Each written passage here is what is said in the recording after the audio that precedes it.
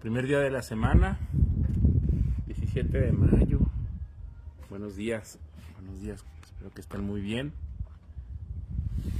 Pues vamos a iniciar esta celebración del primer día de la semana. ¿Se acuerdan que estamos usando un protocolo? Justo alguien me puso ahora un comentario en las redes sociales de que cuando te preparas para ver a alguien que es importante para ti, pues te arreglas, procuras agradarle, ¿verdad? Y nosotros vamos a usar un protocolo que es el del santuario.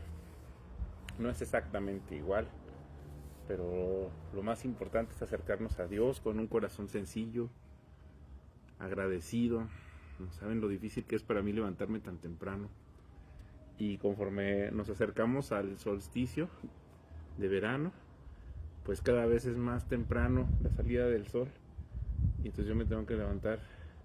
Si vamos a empezar 40 minutos ahorita antes del sol, 40 minutos antes de esos 40 minutos, y me está costando una barbaridad despertarme. Y además me pongo a hacer ejercicio la noche anterior, entonces un poquito adolorido, y en lo que te bañas, mi cerebro no se despierta muy bien. Me cuesta trabajo también eso. Pero, ¿sabes qué otra cosa me cuesta trabajo? Como el hacerlo el domingo, ¿no? Yo quisiera estar acostado, mi carne, ¿no? O mi cuerpo. A veces en estos estamos como haciéndolo cada 12 semanas. No, más bien, yo creo que con 12 semanas que tú hagas algo se convierte en un hábito, y apenas vamos en Marcos 10. Entonces estamos cerca de que esto se convierta en un hábito, pero me está costando mucho trabajo. Y una preocupación genuina que tengo es que nos acerquemos a Jesús, pues realmente queriendo hacerlo. Si aquí se abriera el cielo, veríamos aquí el santuario de Dios y a Jesús oficiando ahí, ¿verdad? Y creo que muchas de las cosas toman sentido si pensamos en Dios como en una persona. Vean qué bonito se ve el cielo, las nubes.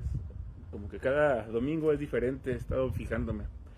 Lo pongo en las redes sociales, hago las ediciones de los clips, y cada cielo es diferente.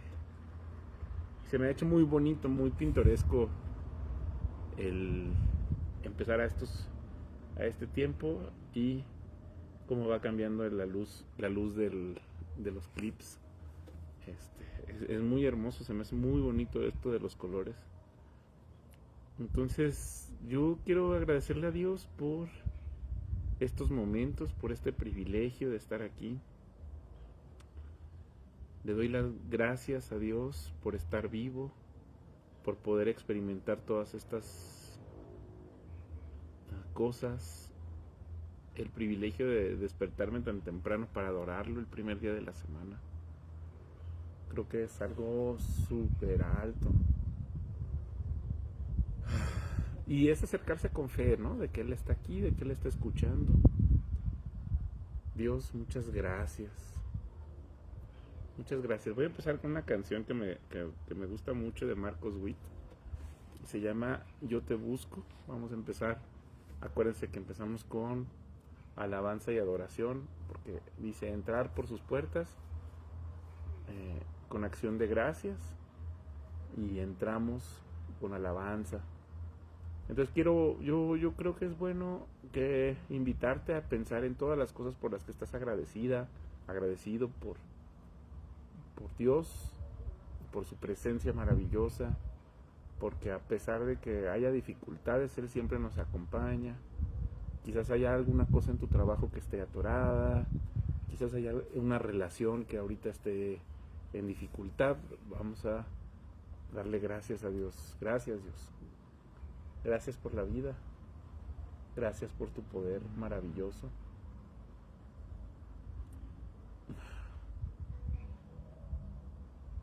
De hecho, vamos a empezar con esa canción de tu poder, maravilloso poder.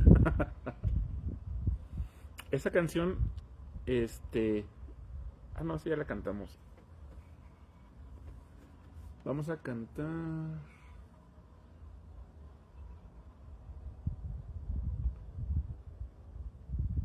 una que se canta en la iglesia apostólica cuando te bautizan. Yo me bauticé a los 17 años. 17 años. En la iglesia católica me habían bautizado, pero yo no había aceptado el llamado de Cristo hasta los 17, ya cuando ya tienes tu conciencia funcional, ¿no? Se me hace que los católicos lo hacen como una especie de seguro. Pero lo importante es que cuando Cristo te llame tú respondas, ¿verdad? Y el bautismo cristiano tiene que ver con un testimonio que otros den acerca de que, sí, esa persona se bautizó.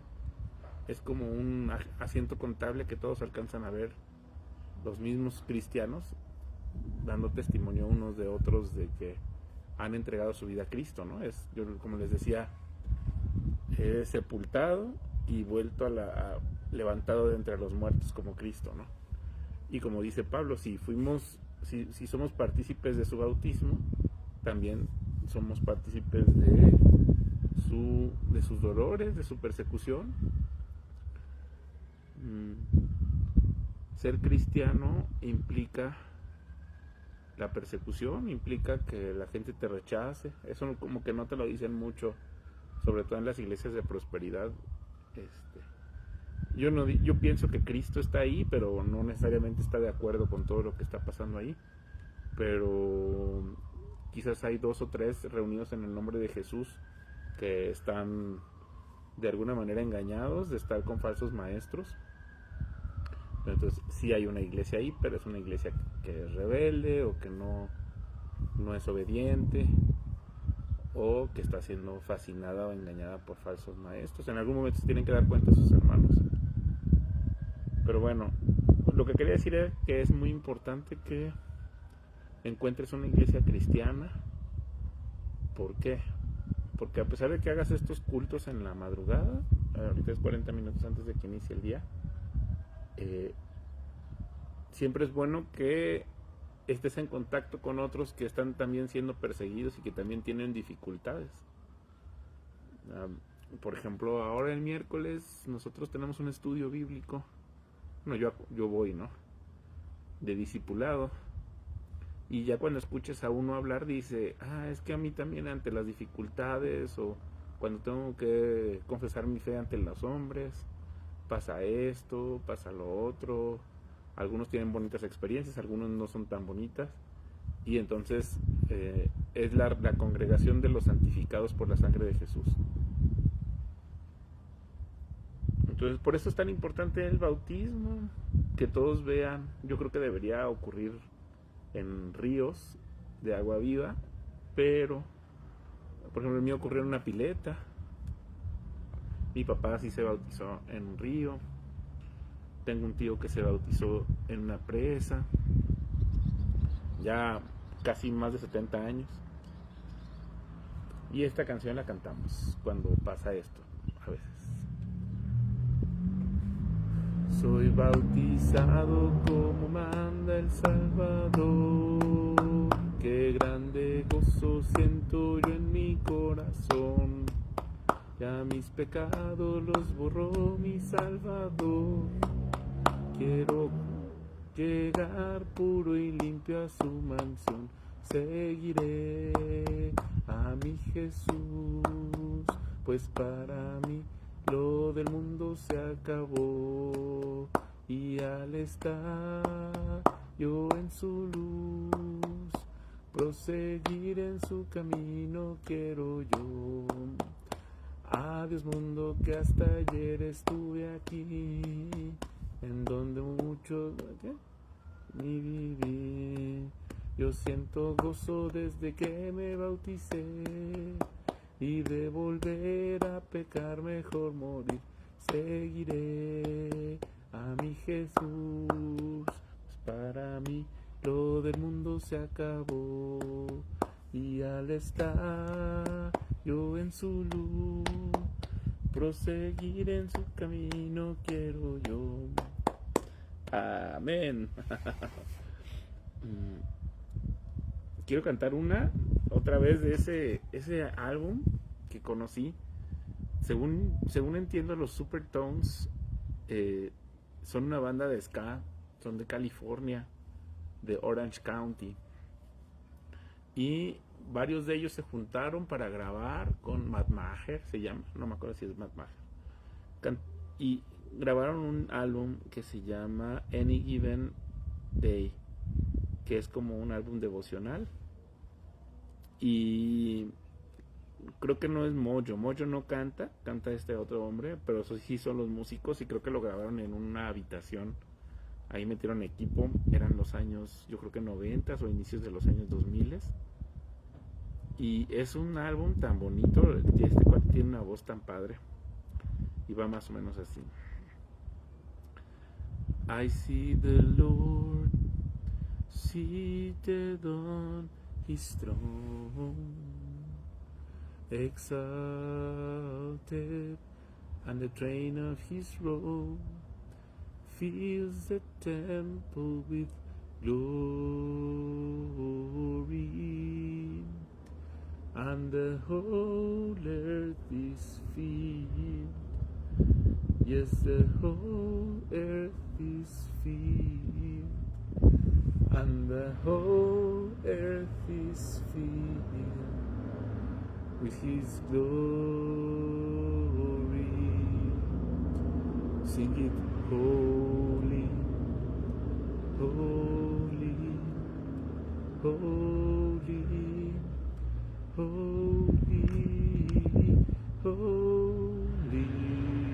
is the Lord. Everybody sing it, holy, santo, santo, santo, santo es el Señor.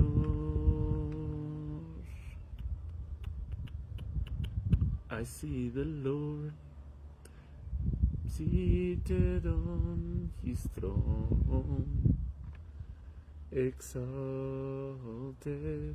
and the train of his robe fills the temple with glory, and the whole earth is filled. Yes, the whole earth is filled, and the whole earth is filled with his glory.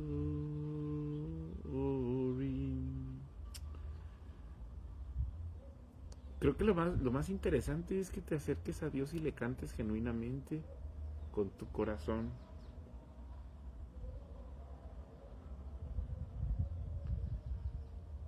Quiero cantarles una que también creo que está en el disco de Marcos Witt, de Recordando. Me encanta la música de Marcos Witt. Yo creo que porque estaba pensando cómo Dios ha sido mi Dios desde que soy joven. Espero que siempre sea mi Dios.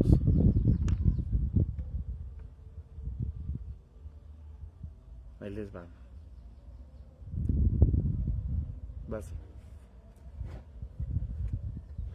Quiero cantar una linda canción a aquel que mi vida cambió. Quiero cantar una linda canción de aquel que me transformó. Es mi amigo Jesús, es mi amigo más fiel. Él es Dios, Él es Rey, es amor y verdad. Solo en Él encontré esa paz que busqué. Solo en Él encontré la felicidad. Quiero cantar una linda canción de aquel que mi vida cambió. Quiero cantar una linda canción a aquel que me transformó. Es mi amigo Jesús, es mi amigo más fiel. Él es Dios, Él es Rey, es amor y verdad. Solo en Él encontré esa paz que busqué.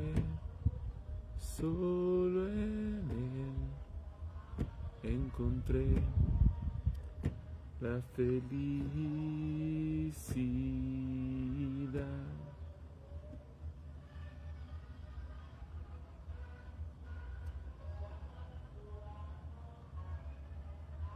Tengo unos vecinos que están poniendo música a esta hora.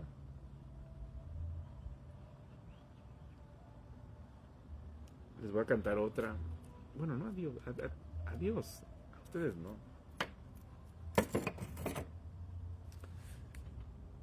La estaba cantando ahorita mientras me bañaba.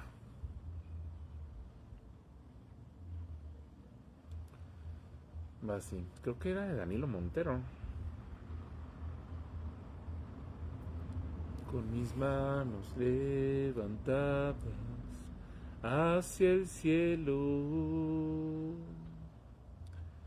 me presento ante ti, oh mi Señor,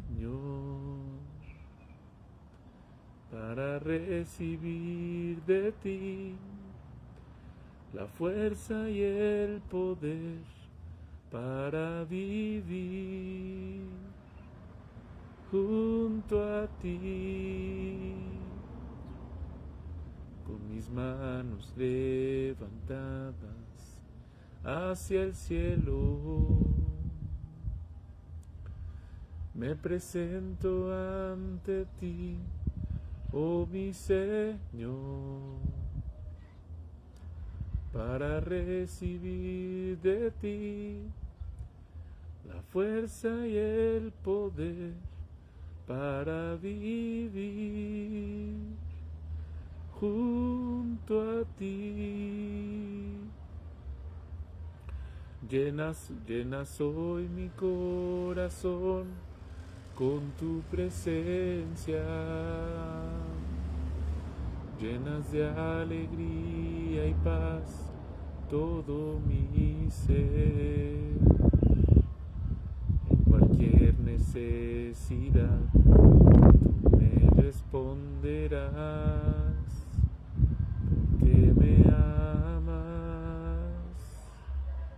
me amas.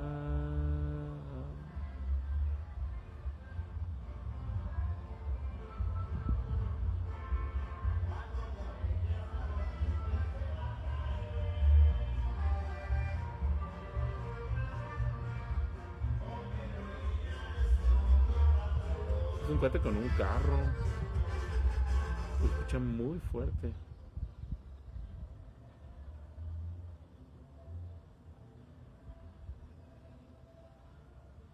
Y estaba aquí cerca.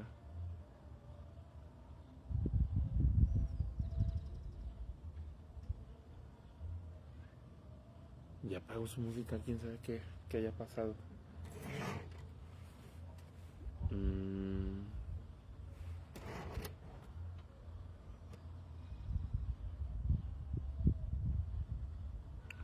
Voy a cantar una última, que es El Poderoso de Israel, y va así. Él es el poderoso de Israel, el poderoso de Israel. Su voz se oirá, nadie lo detendrá, al poderoso de Israel. Y los ojos de los ciegos se abrirán y ellos verán, los oídos de los sordos oirán. El cojo saltará, con el arpa danzará, la lengua de los mudos cantará, porque es el poderoso de Israel, el poderoso de Israel. Su voz se oirá, nadie lo detendrá, al poderoso de Israel.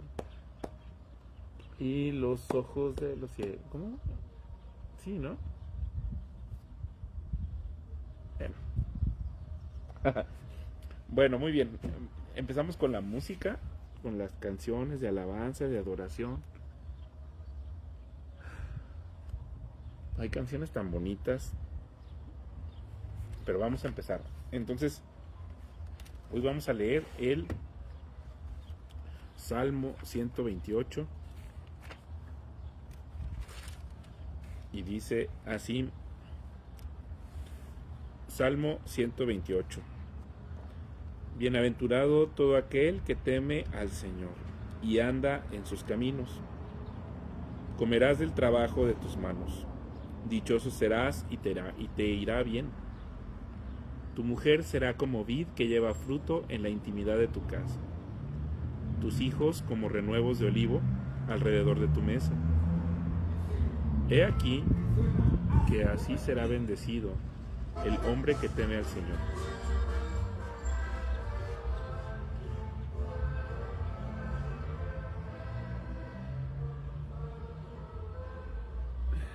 Un vecino que quiere llamar la atención a la madrugada del domingo.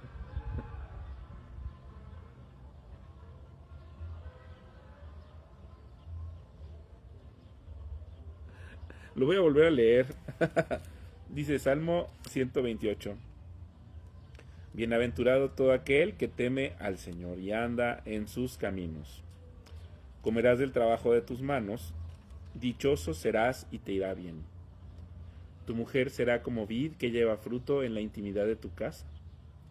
Tus hijos como renuevos de olivo alrededor de tu mesa. He aquí que así será bendecido el hombre que teme al Señor. Bendígate el Señor desde Sión, que veas la prosperidad de Jerusalén todos los días de tu vida, y que veas a los hijos de tus hijos paz sobre Israel. Ese es Salmo 128. Y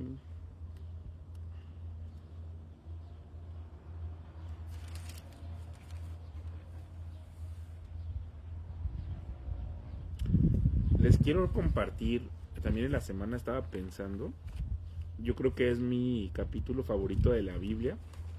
Dicen que está Job a la mitad del Antiguo Testamento. Y cuando hace unos años grabé la Biblia de tapa a tapa, la puse en Spotify, descubrí esta joya en Job. No sé por qué la descubrí. Estaba leyéndolo en la versión de Nueva Traducción Viviente y se me hizo un lenguaje tan claro y tan sencillo. Es un momento de lucidez que tiene Job cuando está reflexionando acerca de lo que le pasa, y es en su último discurso. En su último discurso, antes de que el resto de sus amigos lo terminen de regañar, él descubre a la sabiduría. Y siempre se me quedó muy grabado. Job 28:28 es el secreto a la sabiduría. Dice así, Job 28. Ciertamente la plata tiene sus veneros, y el oro lugar donde se refina. El hierro se extrae de la tierra, y de la piedra se funde el cobre. A las tinieblas ponen término, y examinan todo a la perfección. Las piedras que hay en oscuridad y en sombra de muerte. Abren minas lejos de lo habitado, en lugares inaccesibles donde el pie no pasa. Quedan colgando y oscilando lejos de los demás hombres. De la tierra nace el pan, pero en su interior es transformada como por fuego. Lugar hay cuyas piedras son zafiro y sus terrones contienen pepitas de oro. Senda que nunca la conoció ave de presa, ni ojo de buitre la vio. Nunca la pisaron animales fieros, ni león pasó por ella. En el pedernal puso su mano y trastornó de raíz los montes. De los peñascos hendió canales y sus ojos avisaron todo cuanto tiene precio. Detuvo los ríos en su nacimiento e hizo salir a la luz lo escondido en sus alveos. Mas, ¿dónde se hallará la sabiduría? ¿Dónde está el yacimiento de la prudencia? No conoce su valor el hombre, ni se halla en la tierra de los vivientes. El abismo dice, no está en mí, y el mar responde, ni conmigo.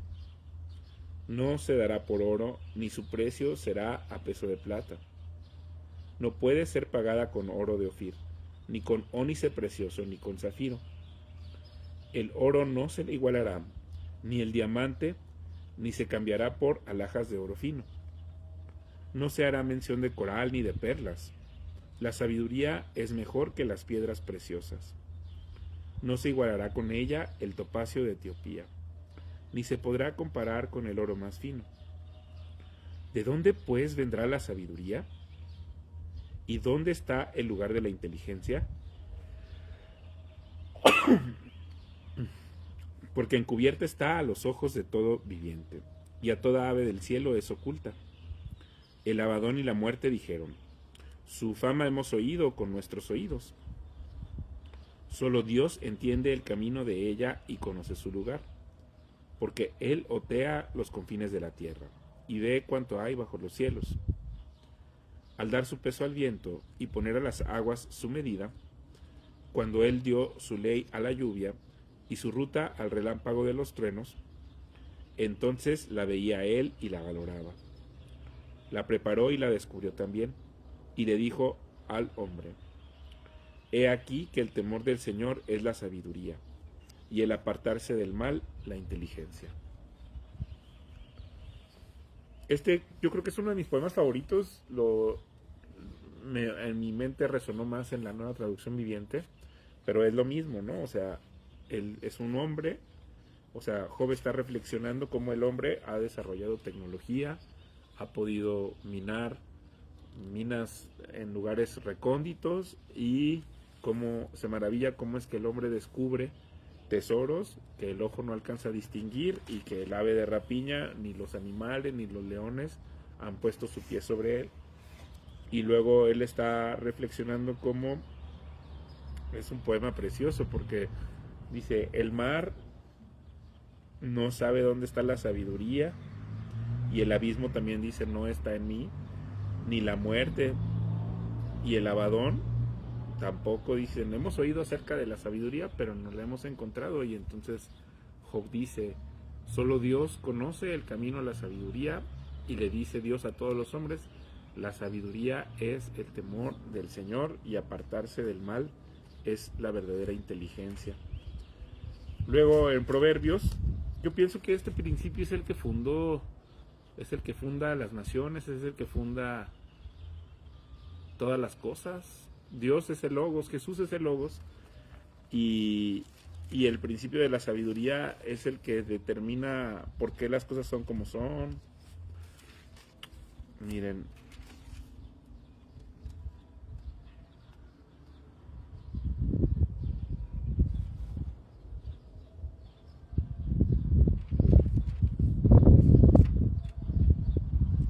Proverbios, en el capítulo 1, Salomón escribe, nada más voy a leer el propósito de los proverbios de Salomón, hijo de David, rey de Israel, para aprender sabiduría e instrucción, para entender los dichos inteligentes, para recibir el consejo de prudencia, justicia, juicio y equidad, para dar sagacidad a los simples y a los jóvenes inteligencia y cordura. Oirá el sabio y aumentará su saber, y el entendido adquirirá destreza. Para entender proverbios y refranes, máximas de sabios y sus dichos enigmáticos. Verso 7. El principio de la sabiduría es el temor del Señor, Los insensatos desprecian la sabiduría y la enseñanza. Por ejemplo, si yo te digo, la sabiduría es el temor de Dios, tú vas a decir, ah, qué tontería. Yo pensé que la sabiduría estaba en leer muchos libros o en juntarte con gente muy inteligente. Pues sí está también eso, y eso también ahí, si ocurre, es verdad. Pero la verdadera sabiduría es que tú te arrepientes de tus pecados y te acerques a Dios, que le tengas un temor reverente. Les voy a leer esta frase de Mero Cristianismo de C.S. Lewis. Dice: lo que es más, y apenas encuentro palabras para decirles lo importante que considero esto, es justamente la gente que está dispuesta a someterse a la pérdida de esa primera intensa emoción y a moldarse al interés más sobrio, la que tiene más probabilidad de encontrar nuevas emociones en otras direcciones diferentes. El hombre que ha aprendido a volar y se convierte en un buen piloto descubrirá de pronto la música. El hombre que se ha establecido en ese lugar encantador descubrirá la jardinería. Esto es, en mi opinión, una pequeña parte de aquello a lo que Cristo se refería cuando dijo que una cosa no vivirá verdaderamente a menos que muera primero. Es sencillamente inútil intentar conservar las emociones fuertes. Eso es lo peor que se puede hacer. Dejen que esas sensaciones desaparezcan. Dejen que mueran. Sigan adelante a través de ese período de muerte hacia el interés más sosegado y la felicidad que lo suceden. Y descubrirán que están viviendo en un mundo que les proporciona nuevas emociones todo el tiempo. Pero si deciden hacer de las emociones fuertes su dieta habitual e intentan prolongarlas artificialmente, se volverán cada vez más débiles y cada vez menos frecuentes, y serán viejos aburridos y desilusionados durante el resto de su vida. Precisamente porque serán viejos aburridos, precisamente porque hay tan poca gente que comprende esto, encontramos muchos hombres y mujeres de mediana edad lamentándose de su juventud perdida a la edad misma, en la que nuevos horizontes deberían aparecérseles y nuevas puertas deberían abrirse a su alrededor. Es mucho más divertido aprender a nadar que seguir interminablemente y desesperadamente intentando recobrar lo que sintieron la primera vez que se mojaron en la orilla de pequeños. Bueno, entonces, ya obviamente ya comenzamos a prender la lámpara, nos acercamos a la palabra de Dios, ya hicimos unos cantos, ya creo que tenemos mucha alegría y vamos directo a Marcos 10 porque está un poquito largo y vale la pena que ya entremos porque pasa el tiempo rápido. La vez pasada vimos acerca de Jesús que se había transfigurado, como él se había llevado después de haberle dicho a sus alumnos: niéguense a sí mismos, tomen su cruz y síganme. Y luego les dijo que había algunos de los que estaban ahí que no probarían la muerte hasta que vieran el reino de Dios cuando haya venido en poder. Yo creo que esto también no nada más toca a Pedro, Santiago y Juan, sino a la vida de todo cristiano. Tenemos un encuentro con Jesús y el Espíritu Santo llena nuestras vidas, pues lo empezamos a ver con poder, empezamos a ver todas las cosas maravillosas que hacen alrededor de nuestro. Empezamos a ver una vida con milagros, con coincidencias, ¿verdad? Le llaman algunos, con cosas extrañas que pasan, pero que en realidad nos apuntan a la presencia de Dios en nuestras vidas. Y bueno, ellos pudieron ver a Jesús transfigurado, pero eso no significa que los cristianos no tengamos encuentros frecuentes con Dios a través de su Espíritu Santo. Entonces, ocurrió la transfiguración. Luego se acuerda que bajó Jesús de la montaña y que se encontró a este padre agnóstico y luego le siguió anunciando de su muerte y una reflexión que él hizo en Capernaum, ya estaba otra vez en Galilea, y donde les dice que en ocasiones de caer, pues vimos como los principios de la ética cristiana. Entonces vamos a empezar Marcos 10.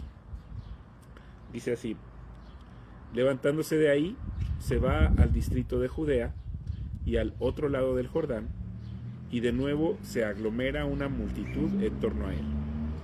Y como era su costumbre, les enseñaba una vez más. Y acercándose unos fariseos para ponerle a prueba, le preguntaban si es lícito a un hombre repudiar a su mujer. Él respondió y les dijo: ¿qué les ordenó Moisés?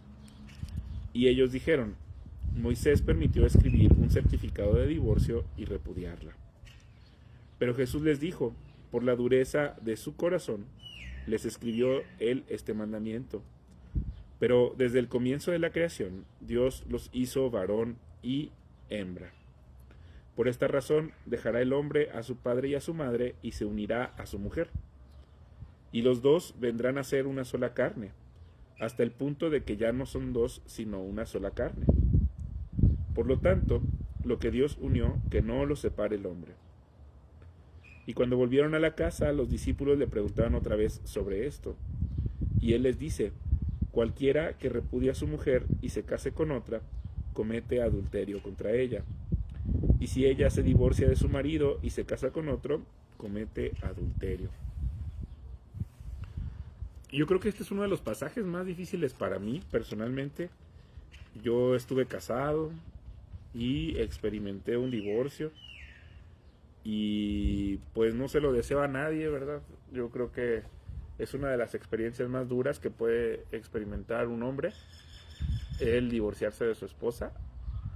Justo en Mero Cristianismo, Lewis dice que toca un tema como de matrimonio y él explica que es como si te arrancaran un pedazo del cuerpo, y sí es verdad. Sí, emocionalmente, espiritualmente, yo te puedo decir que un matrimonio que termina en divorcio es como si se unieron, pues al divorciarse se rompe, ¿verdad? Pero aquí lo más interesante es cómo buscamos las personas ver hasta dónde podemos estirar la liga, ¿no? Hasta dónde puedes llegar sin sentirte culpable. Y esta es la pregunta que le hacen tanto los fariseos como los alumnos de Jesús.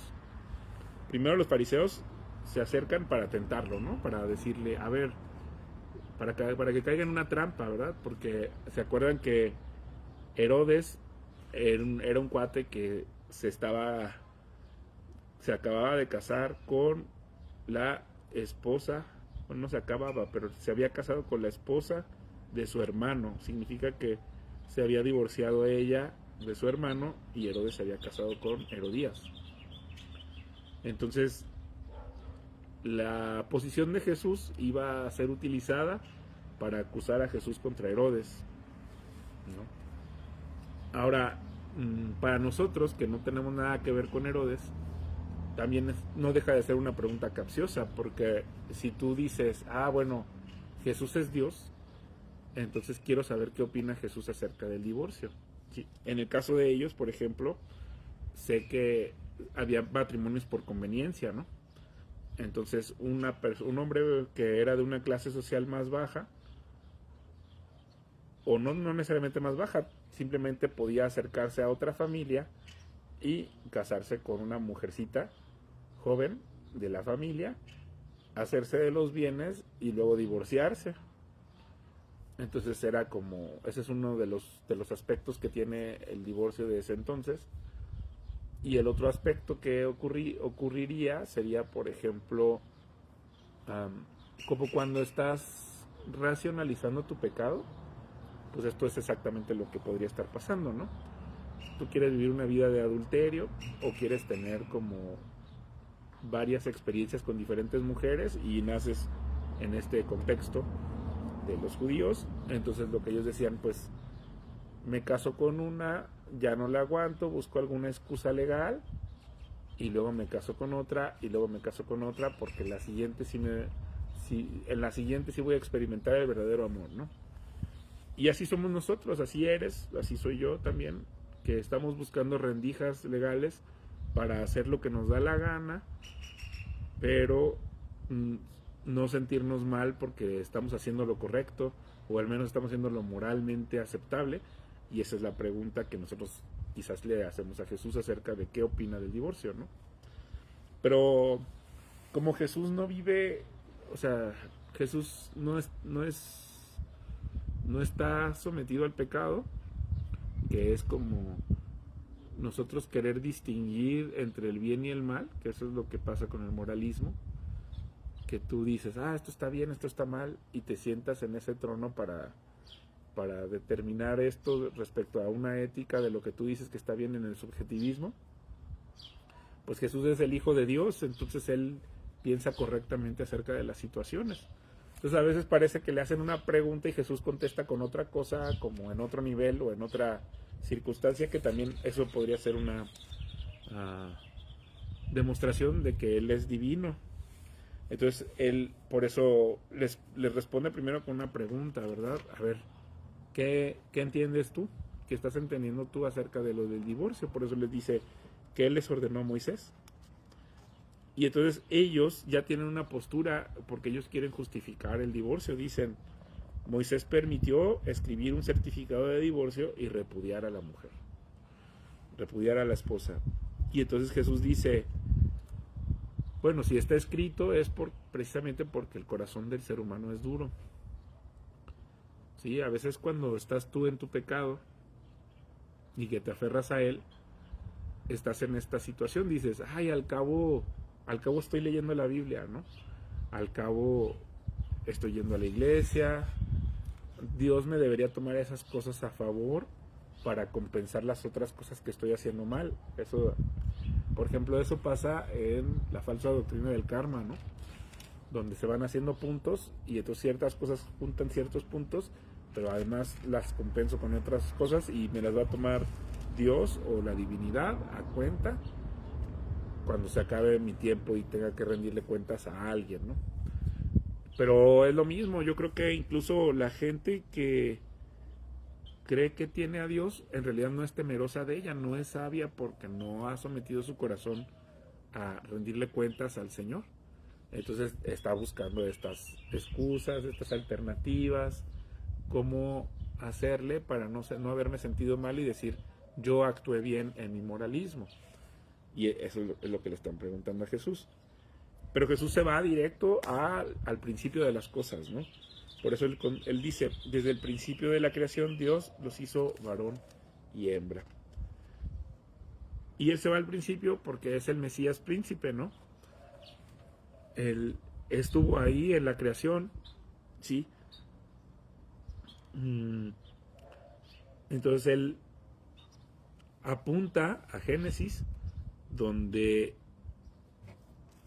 corroborando la historia de Génesis, lo que encontramos en los capítulos de Génesis, que por ejemplo Dios hizo todo en 7 días, ¿no? Y que al ser humano lo hizo a su imagen y semejanza.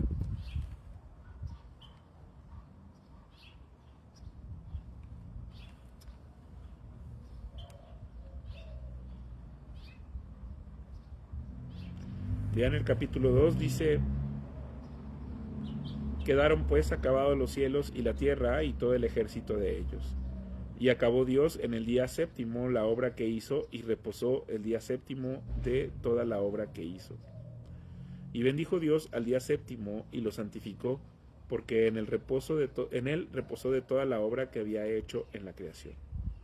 Así tuvieron origen los cielos y la tierra, cuando fueron creados, el día que el Señor Dios hizo la tierra y los cielos. Y toda planta del campo antes que fuese en la tierra, y toda hierba del campo antes que naciese, porque el Señor Dios aún no había hecho llover sobre la tierra, ni había hombre para que labrase la tierra, sino que subía de la tierra un vapor, el cual regaba toda la faz de la tierra. Entonces el Señor Dios modeló al hombre de arcilla del suelo, y sopló en su nariz aliento de vida, y fue el hombre un ser viviente.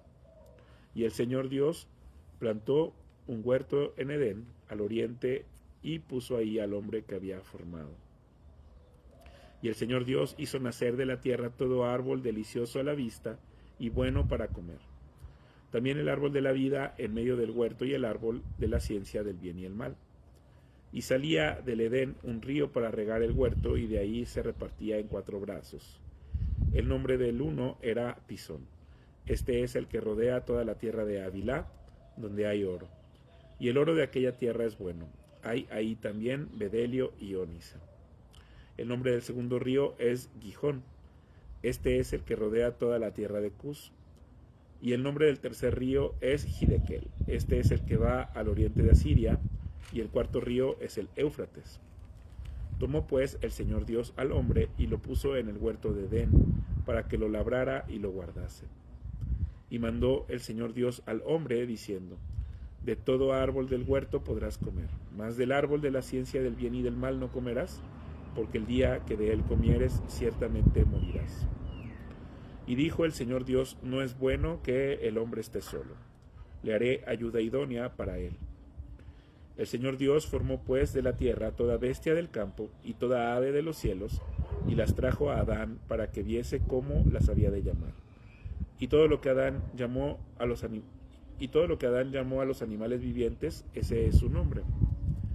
Y puso Adán nombres a toda bestia y aves del cielo y a todo ganado del campo, mas para Adán no se halló ayuda idónea para él. Entonces el Señor Dios hizo caer sueño profundo sobre Adán, y mientras éste dormía, tomó una de sus costillas y cerró la carne en su lugar. Y de la costilla que el Señor Dios tomó del hombre, formó una mujer, y la trajo al hombre. Y dijo entonces Adán: esto es ahora hueso de mis huesos y carne de mi carne. Esta será llamada varona, porque del varón fue tomada. Por tanto, dejará el hombre a su padre y a su madre, y se unirá a su mujer, y se harán una sola carne. Y estaban ambos desnudos, Adán y su mujer, y no se avergonzaban. Entonces Jesús cita este verso 24, dejará el hombre a su padre y a su madre, y se unirá a su mujer, y se harán una sola carne. Está Jesús dándole veracidad al capítulo 2 de Génesis y instituyendo el matrimonio. Entonces lo que Jesús contesta, él dice: si me preguntan a mí, yo soy Dios y yo creo en el matrimonio. Y entonces él está diciendo, el divorcio es una concesión porque tienes el corazón duro. Ahora, a veces se utiliza esta frase como para manipular a una persona que se casó con una persona abusiva, ¿no? Y entonces te dicen, no, pues tienes que aguantar que te golpeen, ¿no? Por ejemplo, o que te maltrate. Pues no, porque en el principio Dios no lo hizo así. Dios no hizo una pareja o un matrimonio cristiano para que uno maltratara al otro. Si una persona cita esto por su moralismo, precisamente porque el hombre, o sea, esto que Dios instituyó fue antes del pecado. Y Dios le había dicho que hay un árbol de la ciencia del bien y del mal, que es el árbol del moralismo, de la moralidad. Entonces los humanos tenemos la moralidad rota. Entonces si alguien se atreve a utilizar estas escrituras para unirte equivocadamente a un compromiso, pues tienes que preguntarte, porque Dios no está de acuerdo con los compromisos insanos.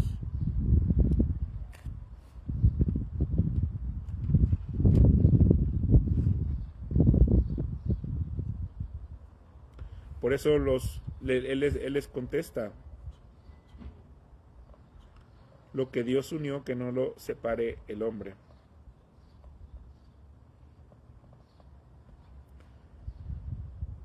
Pero hay veces que un ser humano se siente con esta facultad de separarse.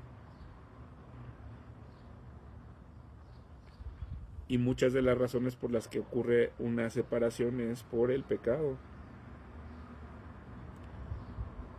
Porque no hay un arrepentimiento genuino y se viven estos matrimonios en pecado, como no son matrimonios cristianos, no son matrimonios donde existe una honra mutua o que haya o sea, no se puede decir que no hay amor genuino si las personas no son cristianas. Pero si ambas tienen su moralidad rota, tampoco se puede esperar que no existan adulterio, por ejemplo, ¿no? O que no exista, no sé cómo ¿cómo se dice esta palabra? De cuando faltas de respeto, ¿no?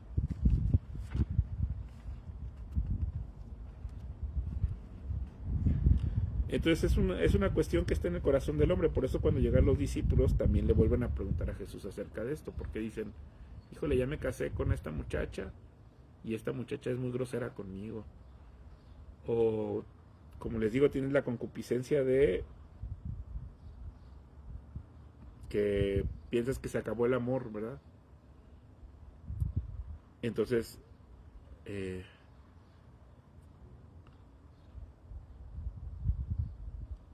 traes adulterio en tu corazón y solamente estás buscando la forma para creer que no te vas a sentir bien, hacerlo sin sentirte mal, ¿no?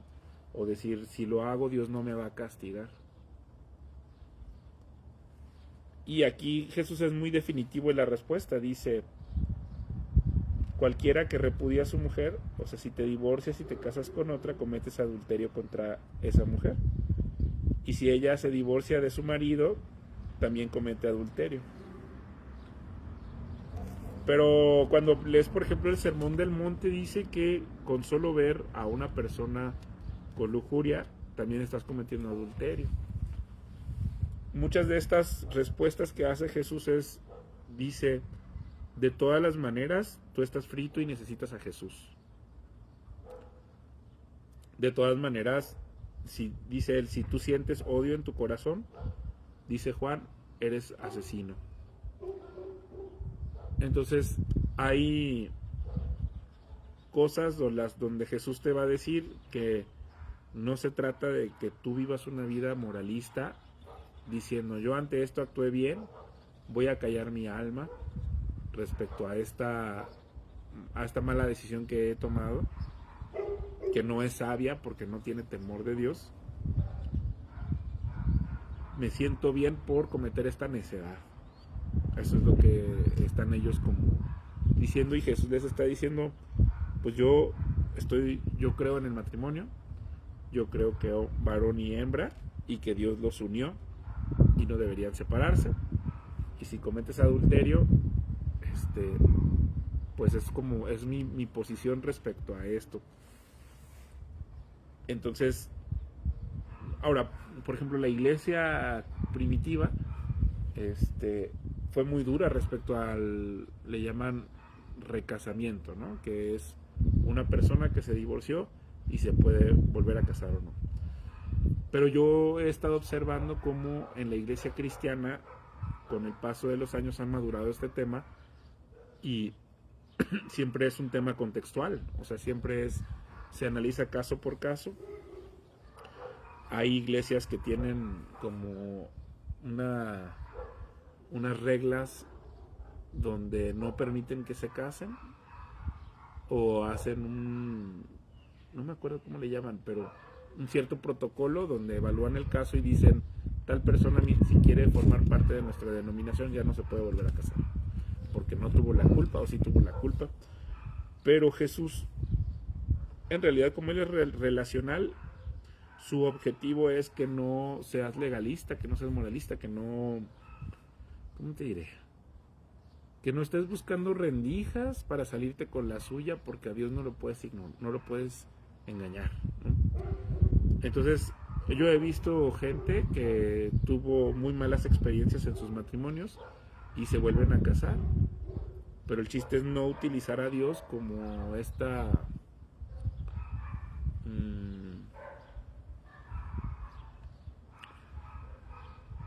no engañarlo, ¿verdad?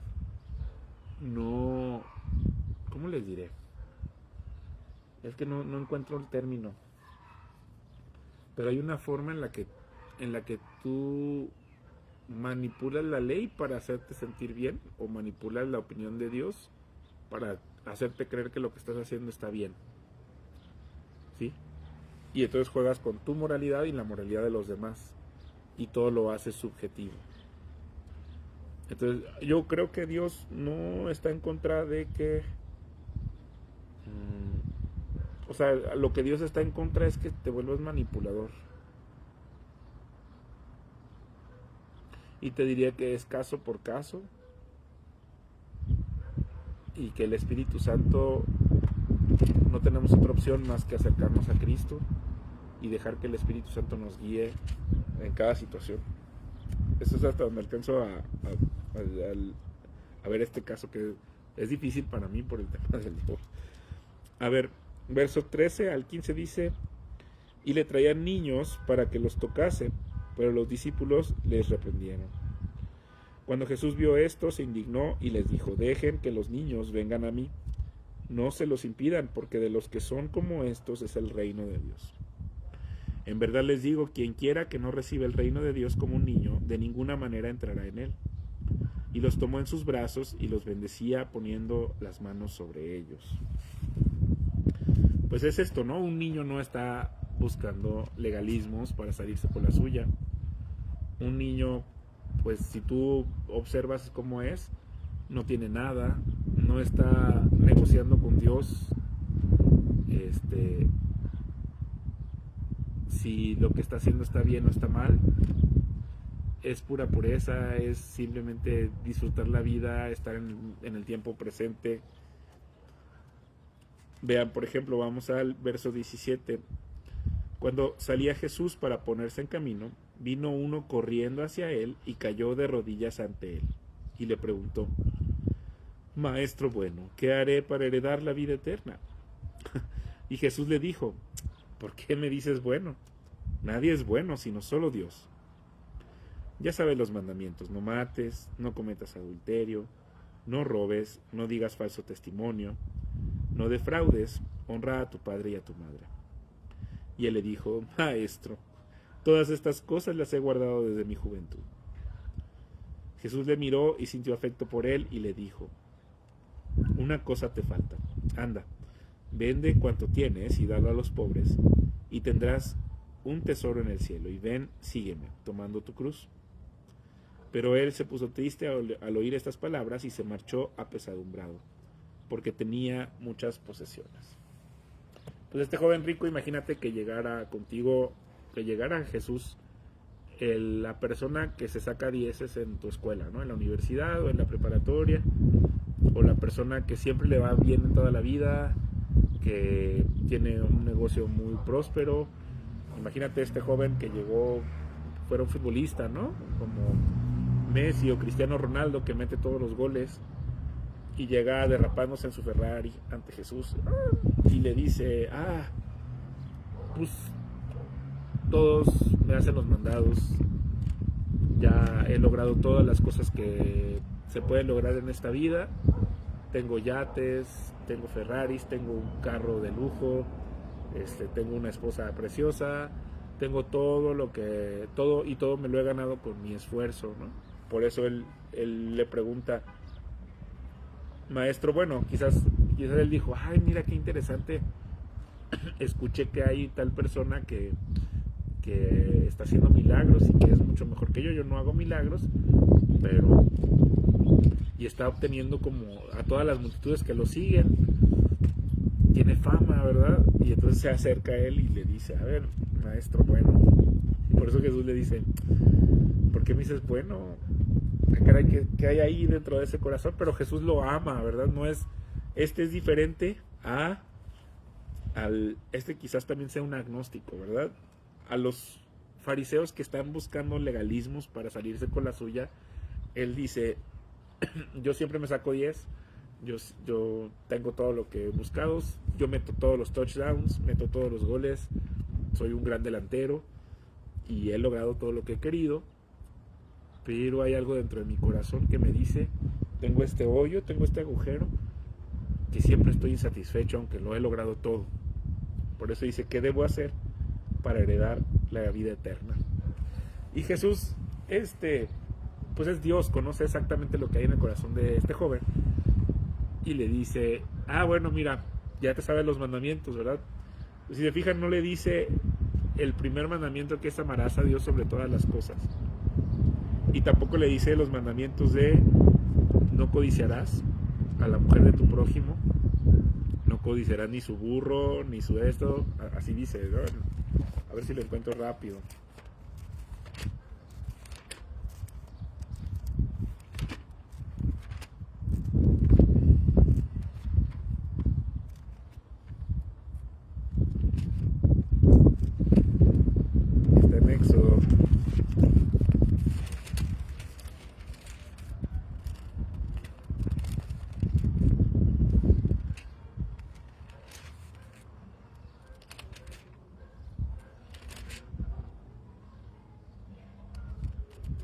Dice Éxodo 20, y habló Dios todas estas palabras diciendo: yo soy el Señor tu Dios, que te saqué de la tierra de Egipto, de casa de servidumbre.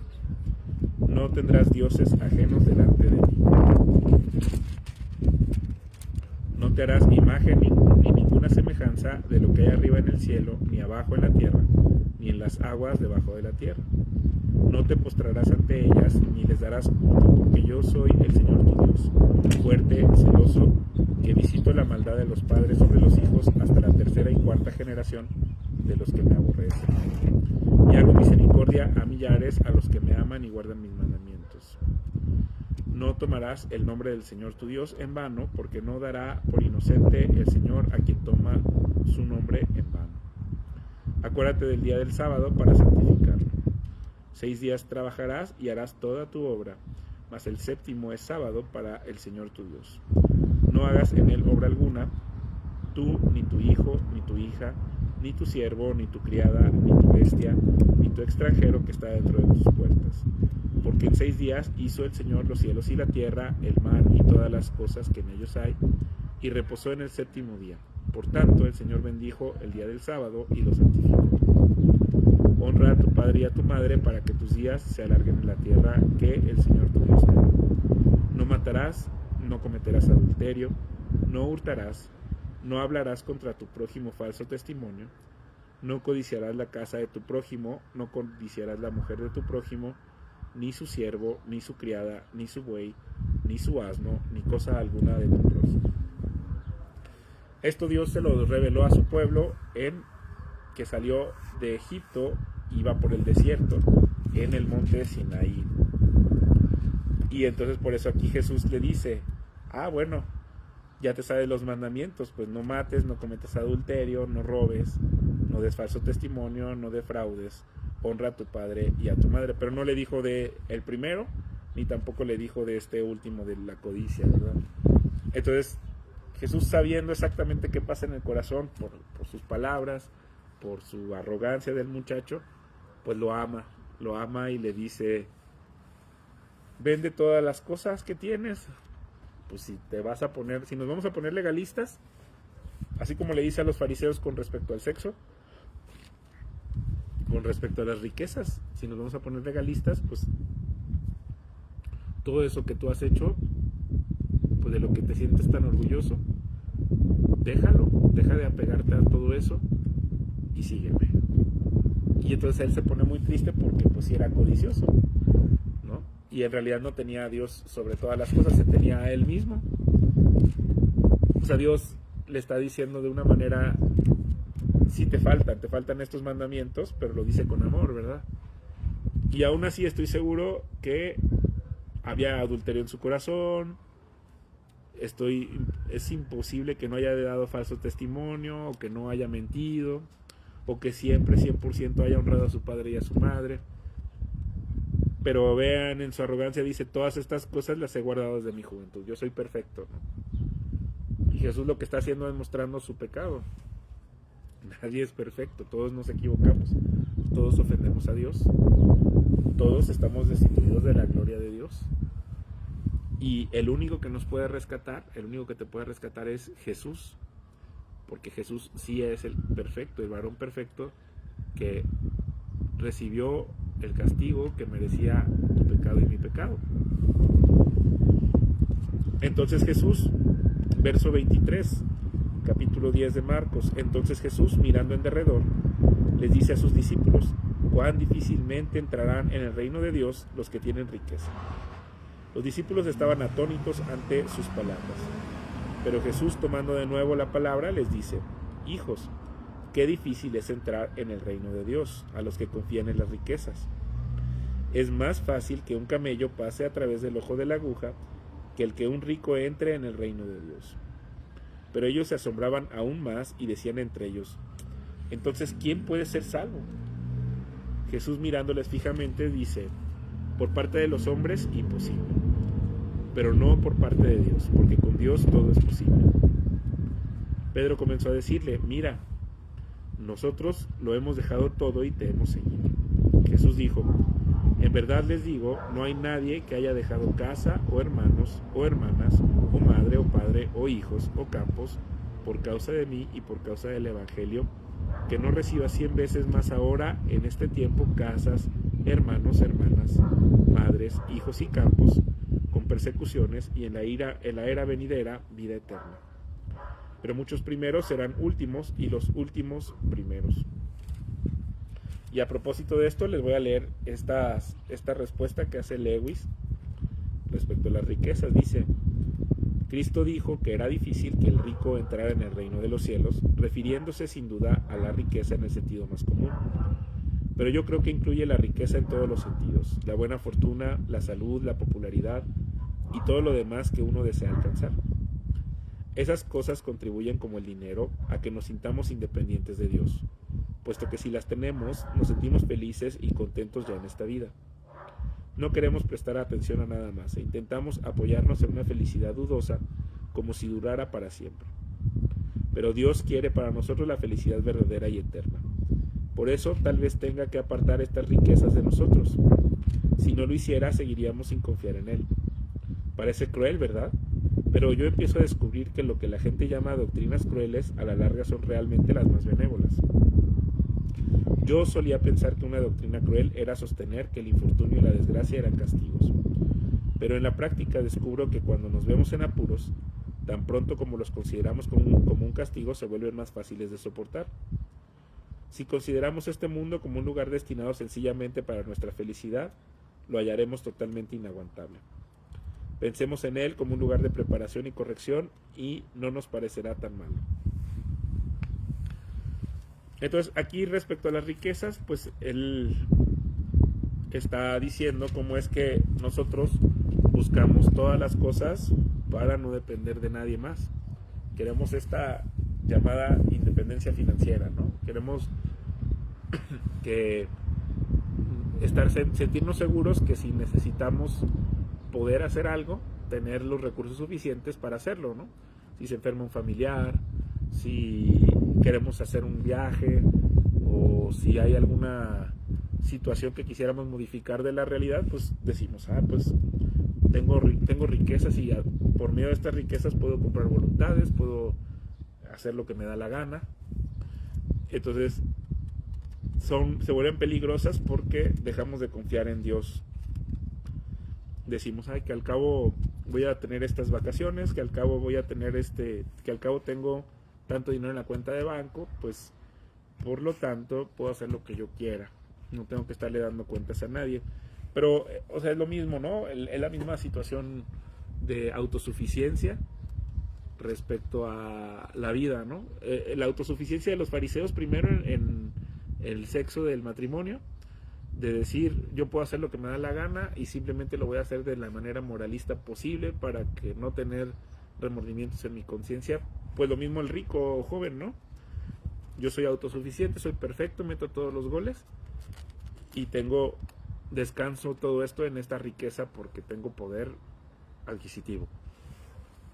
Pero Jesús dice, pues esto hace que sea más difícil para ti entrar al reino de los cielos, porque tienes tu confianza en las riquezas y no en Dios. De hecho, de esa confianza en las riquezas es de donde se deriva, por ejemplo, la corrupción, ¿no? Que alguien es capaz de, por la codicia, empezar a mentir, empezar a robar, por ejemplo, o a atropellar a otros simplemente porque eres un magnate o porque tienes capacidad económica. Empiezas a dejar de ver la realidad, por ejemplo, que cada persona tiene dignidad, ¿no? Y entonces empiezan a crearse todas estas ideas locas en la mente de, por ejemplo, de las clases sociales de servidumbre, nobleza, etcétera, que son pues fantasías o convenciones sociales, porque pues todos los seres humanos estamos hechos a imagen y semejanza de Dios. Verso 32 dice: iban de camino subiendo a Jerusalén y Jesús iba delante de ellos. Ellos estaban atónitos y los que le seguían tenían miedo. Y tomando de nuevo aparte a los 12, comenzó a decirles lo que estaba a punto de sucederle. miren que estamos subiendo a Jerusalén, y el Hijo del Hombre será entregado a los principales sacerdotes y a los escribas, y lo condenarán a muerte, y lo entregarán y a traición a los gentiles. Se burlarán de él, le escupirán, le azotarán y matarán, y a los 3 días resucitará. Esta es como la tercera vez que Jesús le va diciendo a sus alumnos de su muerte. ¿Se acuerdan que Pedro le había dicho que no te pase nada de esto? Y luego en otra ocasión ellos decían, oye, no entendemos qué es lo que está pasando, en el capítulo 9, y ahora en el capítulo 10 dejó de Galilea, fue hacia el sur, que es Judea, y cruzó el Jordán. Entonces estaba del otro lado del Jordán, por donde está la zona de Jericó, y ahora él iba caminando hacia Jerusalén y les estaba diciendo la verdad de lo que le iba a pasar. Entonces ellos ya se estaban asustando porque estaban viendo que era verdad, que él ya estaba haciendo este camino hacia Jerusalén. Dice verso 35, se acercan a él Jacobo y Juan, los 2 hijos de Zebedeo, y le dicen, queremos que hagas por nosotros lo que te pidamos. Y él les dijo, ¿qué quieren que haga por ustedes? Y ellos le dijeron, concédenos que en tu gloria nos sentemos el uno a tu derecha y el otro a tu izquierda. Jesús les dijo, no saben lo que están pidiendo. ¿Pueden beber la copa que yo bebo o ser bautizados con el bautismo con que yo soy bautizado? Y ellos le dijeron, podemos. Entonces les dijo Jesús, la copa que yo bebo la beberán y serán bautizados con el bautismo con que yo soy bautizado. Pero el sentarse a mi derecha o a mi izquierda no es mío el concederlo, sino que es para quienes ha sido preparado. Al oír esto, los 10 comenzaron a indignarse con respecto a Jacobo y Juan. Y llamándoles a donde él estaba, les dice Jesús, saben que los que se tienen por gobernantes de los gentiles se enseñorean de ellos y sus magnates los sujetan bajo su autoridad. Pero entre ustedes no es así, sino que cualquiera que desee llegar a ser grande entre ustedes será su sirviente. Y cualquiera que desee entre ustedes ser primero será esclavo de todos. Porque aún el Hijo del Hombre no vino a ser servido, sino a servir y a dar su vida como rescate por muchos. Entonces estábamos viendo, por ejemplo, otra vez, ¿no? Los fariseos que estaban hablando de sexo, de sexualidad, y entonces el tema del divorcio, ¿verdad? Y luego vemos el tema del joven rico, que estaban deponiendo las riquezas por delante, y entonces esta confianza en las riquezas es la que le impide experimentar una verdadera vida siguiendo a Jesús. O sea, aquí lo más lamentable es que el joven se puso triste y se marchó sin seguir a Jesús porque tenía muchas posesiones. Probablemente este rico luego ya contactó a alguno de los a Marcos, por ejemplo, o a Pedro, porque él explicó por qué se puso triste, a menos que Jesús se lo haya dicho a Pedro. Pero entonces probablemente hubo arrepentimiento de este joven y se acercó, pero en ese momento eso fue lo que pasó. Y ahora tenemos, o sea, sexualidad, riquezas y ahora por poder, ¿no? Jacobo y Juan, que Juan es de los que escribe, el último en escribir el Evangelio, pues aquí muestran cómo era su ambición de poder. Entonces dicen, este es el Mesías, sí le creemos que ya va a pasar lo que le va a pasar, acaba de anunciar su muerte, ya va hacia Jerusalén. Entonces ellos piensan que es el momento oportuno para pedirle a Jesús autoridad, ¿no? Que que uno se siente a la derecha y el otro a la izquierda en el trono del Mesías. Y obviamente los 10 se enojan, dicen, pues ¿qué le pasa a estos cuates que abusivos, que adelantados? Y por eso él dice, Jesús les contesta, nada más que ustedes no están entendiendo cómo es el reino de los cielos. Nosotros no sabemos qué va a pasar después de esta vida, exactamente no sabemos cómo va a ser esa vida, tenemos esta promesa, pero Jesús nos está explicando que va a ser muy diferente a como estamos acostumbrados a que sea ahora. Ahora vemos la prepotencia, vemos a alguien que toma por medio del engaño las cosas, pero cuando todo ocurra con respecto a la justicia, Jesús nos está diciendo que sigamos su ejemplo de servir a los demás, que Él, como el Hijo del Hombre, entregó su vida por todos nosotros, sin esperar nada a cambio. Verso 46, llegan a Jericó, y cuando salía de Jericó con sus discípulos y una considerable muchedumbre, el hijo de Timeo, Bartimeo, un mendigo ciego, estaba sentado junto al camino. Al oír que era Jesús el Nazareno, comenzó a gritar y a decir: Hijo de David, Jesús, ten compasión de mí. Y muchos le increpaban para que se callara, pero él gritaba mucho más: Hijo de David, ten compasión de mí. Jesús se detuvo y dijo: Llámenle. Y llaman al ciego y le dicen: Ánimo, levántate, que te llama. Él arrojó de sí su manto, dio un salto y se fue hacia Jesús. Y Jesús, dirigiéndole la palabra, dijo: ¿Qué deseas que haga por ti? El ciego le dijo: Rabuní, que recobre la vista. Y Jesús le dijo: Vete, tu fe te ha sanado. Enseguida recobró la vista y le seguía por el camino. Entonces es la ironía, ¿no? Que los alumnos estaban poniendo todas las excusas.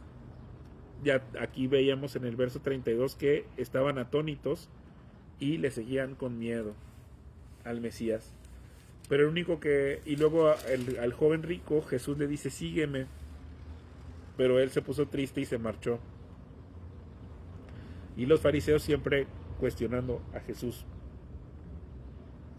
Pero el único que tiene este comportamiento como el de un niño es Bartimeo, porque no tiene nada que perder, quizás porque está en un momento de su vida donde hay muchas dificultades y él no tiene ninguna otra opción más que confiar en el Mesías. Por eso, cuando se enteró que era Jesús el Nazareno, pues probablemente ya había escuchado rumores de que Jesús sanaba ciegos, ya había escuchado todo lo que se estaba diciendo en la Decápolis, en Galilea.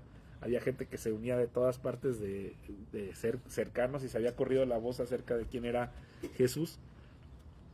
Y él sí sabía que era el Mesías, por eso le dice hijo de David.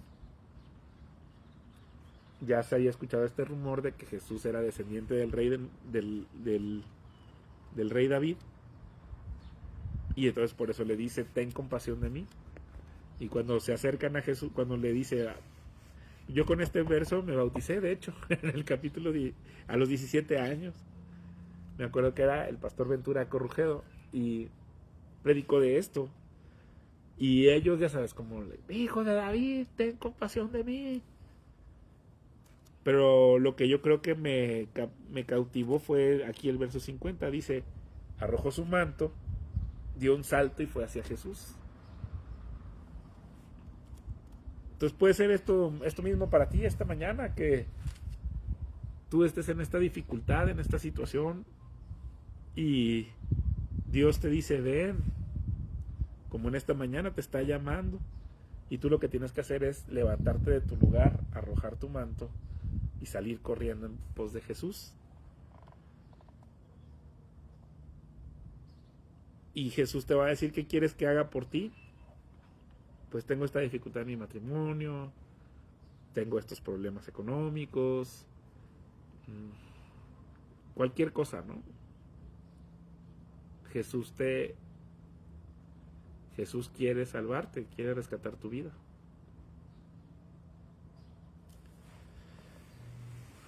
Pero bueno, espero que te haya gustado, que te haya parecido. Este es el capítulo 10 de Marcos.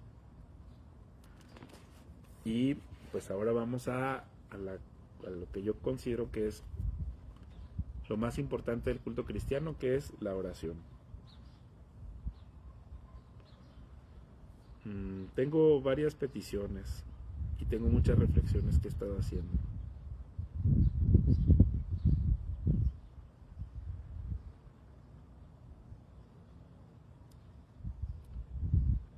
Señor Jesús, te alabo y te glorifico.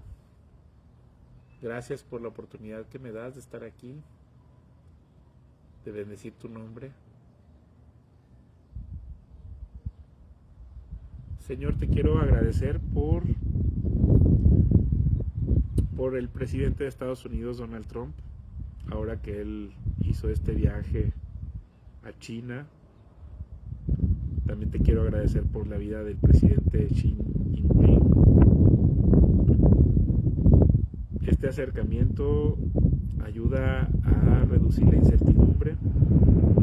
Tú tienes tus planes de todas maneras, tú sabes cómo se están manejando las cosas. Tú eres el presidente de presidentes, el gobernador de gobernadores, el alcalde de alcaldes, Señor. Te quiero pedir por mi país también, por la presidenta de México, Claudia Sheinbaum. Señor, yo veo que en Washington, Donald Trump están tomando decisiones respecto a México y vemos todas estas dificultades que está enfrentando nuestra presidente, todas las presiones políticas a las que está siendo sometida. Y yo te quiero pedir que los tres los llenes con tu Espíritu Santo, que les dé sabiduría. Dale sabiduría a Donald Trump para que tome decisiones correctas respecto a México y respecto a sus propios planes.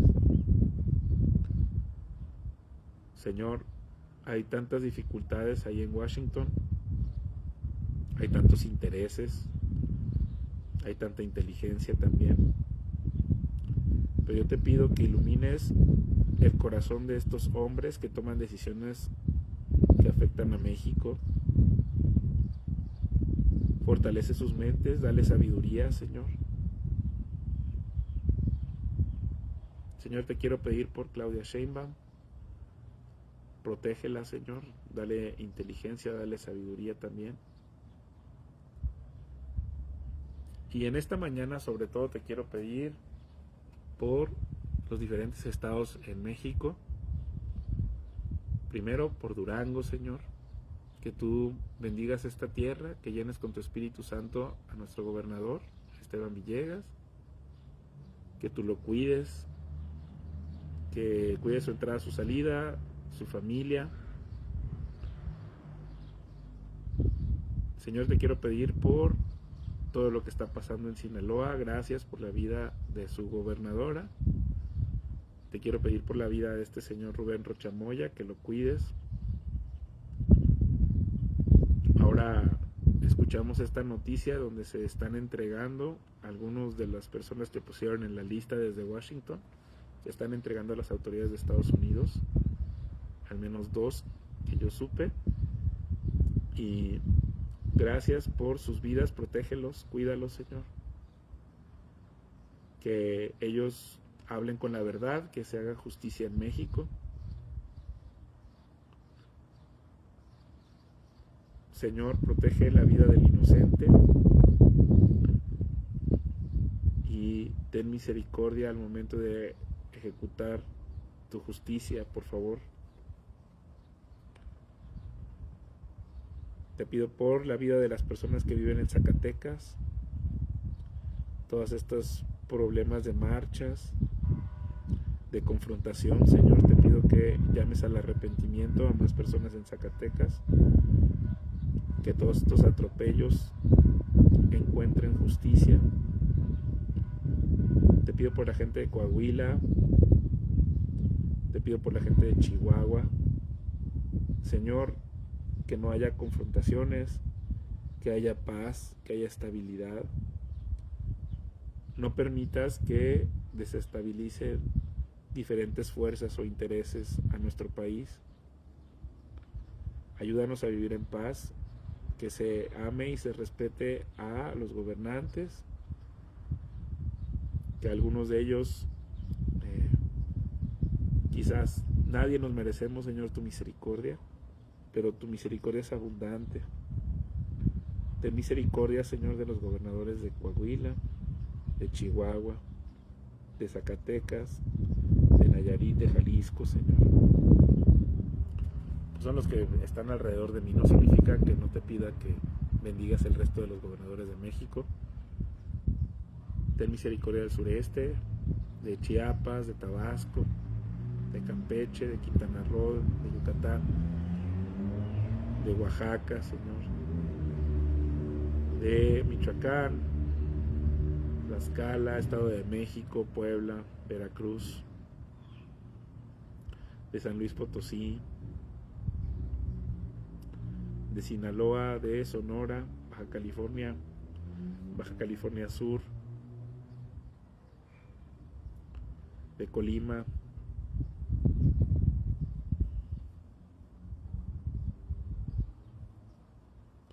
Señor, derrama tu Espíritu Santo sobre México. Protege, Señor, a cada gobernador de México. Sé que estás derramando una copa de juicio a nuestro país, porque claramente vemos cómo hay juicio. Pero derrama tu copa de ira, Señor, pero también abunda en misericordia. Te hemos ofendido, Señor, como país, como mexicanos. Hemos cometido muchas injusticias, idolatría, adulterio. Y tú estás en tu trono, Señor, sentado, glorioso, santo. Y la espada te pertenece.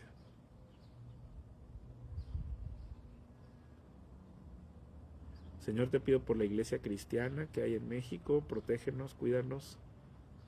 Hay tantas dificultades, hay tantos lugares donde hay persecución.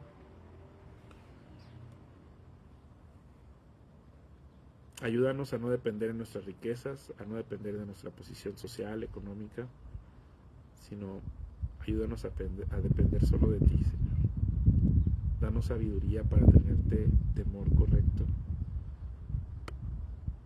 para apartarnos del mal. En el nombre de Jesús, amén. Y pues ya después de esto, pues compartir el pan, ¿no? Este lo conseguí en una panadería cercana de aquí, de mi casa, para variarle, ¿no?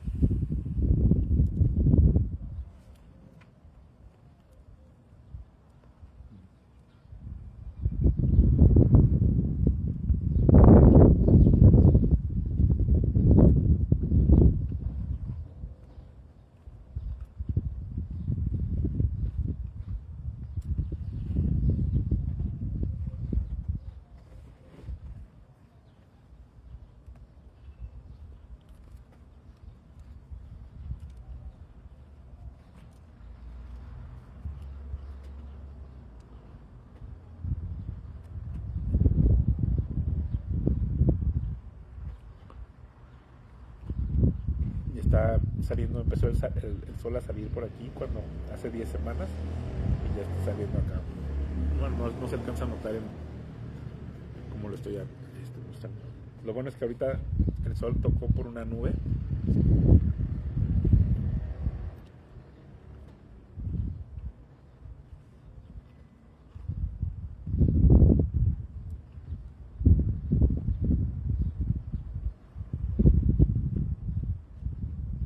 Me costó trabajo esa enseñanza del divorcio.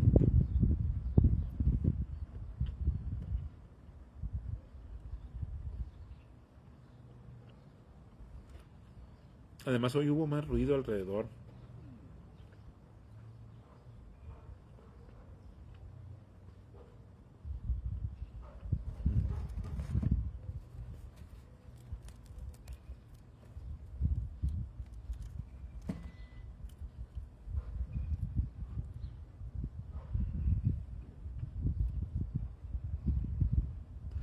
Gracias a Dios por este pan.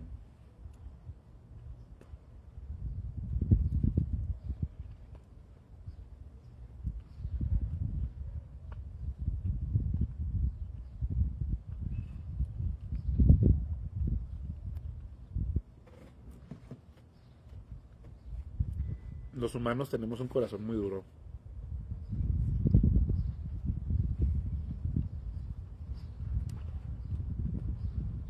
Y la suma de la dureza de este corazón a veces hace difícil la vida.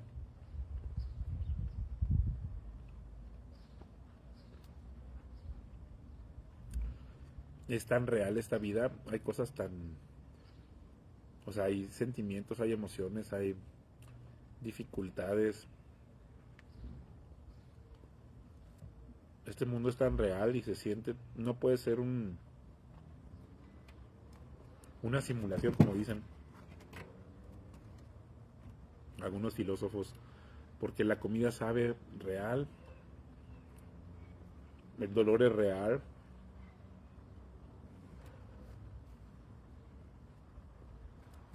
la muerte es real, vivir en un espacio de 3 dimensiones es real, con texturas, con calor.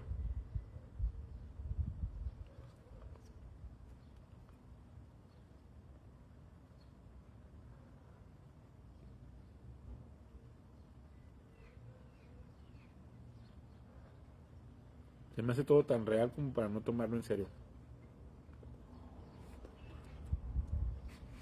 Pero muy bien, muchas gracias por acompañarme.